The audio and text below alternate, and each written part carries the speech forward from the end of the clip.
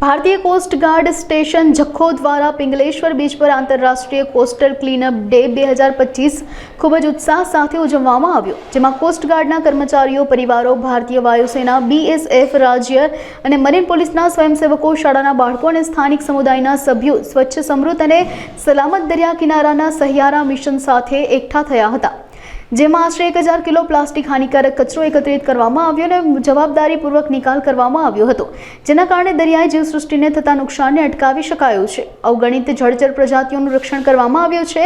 આ કાર્યક્રમે માત્ર સમુદાયની ભાગીદારીને મજબૂત નથી બનાવી, પરંતુ આપણા વાદળી ગ્રહના રક્ષણમાં પર્યાવરણીય દેખરેખના મહત્વ પર પણ પ્રકાશ પાડ્યો છે. બધા સહભાગીઓએ ભવિષ્યની પેઢીઓ માટે સ્વચ્છ, સ્વસ્થ સમુદ્રો રાખવાની પ્રતિજ્ઞા લીધી છે.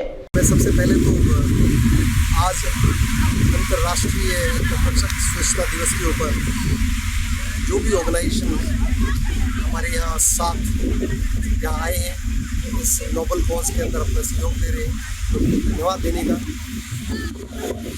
तट की सुरक्षा, तट की स्वच्छता ऐसी कॉज है जिनसे मानवता और मानव जीवन का बहुत लाभ है।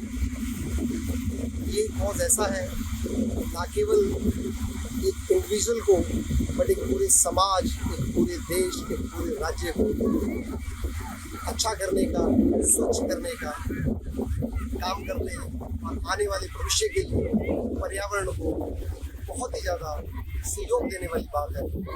हमारी भविष्य की जितनी भी कौमें हैं उनके लिए हम एक बहुत बड़ा काम करेंगे अगर अपने तटों को, अपने समुद्रों को स्वच्छ रखें।